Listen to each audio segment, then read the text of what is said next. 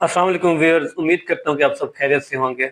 MD cat हो गया, अब क्या? अगर आप भी परेशान हैं, रिपीट करूँ, फील्ड चेंज करूँ या मेरा स्कोर काफ़ी है, तो ये वीडियो आपके लिए है।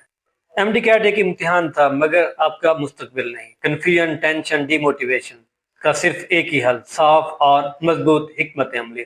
आज मैं इस वीडियो में आपको बताऊंगा कि आगे क्या करना है। रिपीट कब करना चाहिए? रिपीट करना जो है एक आसान फैसला नहीं है, लेकिन बेहतर तब है जब दिल से एमबीबीएस चाहते हो। अगर ये ख्वाहिश नहीं बल्कि जुनून है तो 1 साल की मेहनत आपका रास्ता बदल सकती है। आपका स्कोर मेरिट के करीब हो, यानी तकरीबन 5 से 10 मार्क्स का फर्क। ऐसा हो तो दोबारा कोशिश का रिस्क लिया जा सकता है।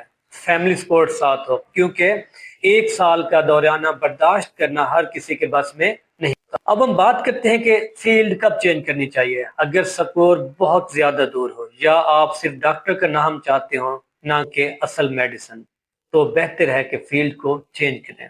इसके मुतबादिल क्या है? बीएसएन हो गई, डीपीटी हो गया, अलाइड हेल्थ साइंसेज हो गई, फार्म डी हो गई। ये सबसे बेहतरीन और बाइज्जत फील्ड। अब हम बात करते हैं कुछ सवालात और कंफ्यूजन दूर करने वाले जवाबात के ऊपर। पहला क्वेश्चन ये होता है स्टूडेंट्स का, क्या मेरा स्कोर काफी है?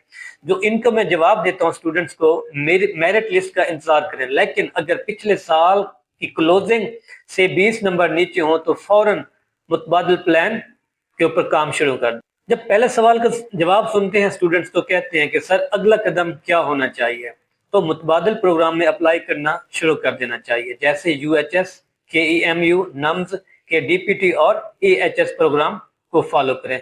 एक उम्मीद पर ना बैठें। अक्लमंदी यही है कि एक से ज्यादा ऑप्शन पर। अब हम बात करते हैं एक आखिरी क्वेश्चन के ऊपर कि काउंसलिंग में क्या फैसले करने चाहिए। जब प्रेफरेंस लिस्ट बनाने लगे तो हकीकत पसंदाना फैसले करें। पहले वो कॉलेजेस रखें जहां पे आपको लगे कि मेरा एडमिशन हो सकता है, क्योंकि चांसेस ज्यादा हैं।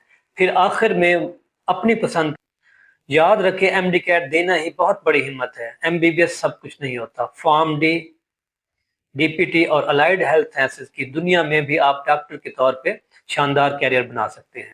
मायूस ना हो, एक हफ्ता अपने लिए निकालें, सोचें और फैसला करें, फिर अपने बैकअप प्लान पर फौरी काम शुरू करें। अगर आप चाहते हैं कि आपके स्कोर के हिसाब से पर्सनल गाइडलाइन दो तो अपना स्कोर कमेंट्स में लिखें। वीडियो को कंफ्यूज दोस्तों के साथ लाजमी शेयर करें और चैनल को सब्सक्राइब करें ताकि आपको एमडी कैट के बाद हर कदम पर रहनुमाई मिलती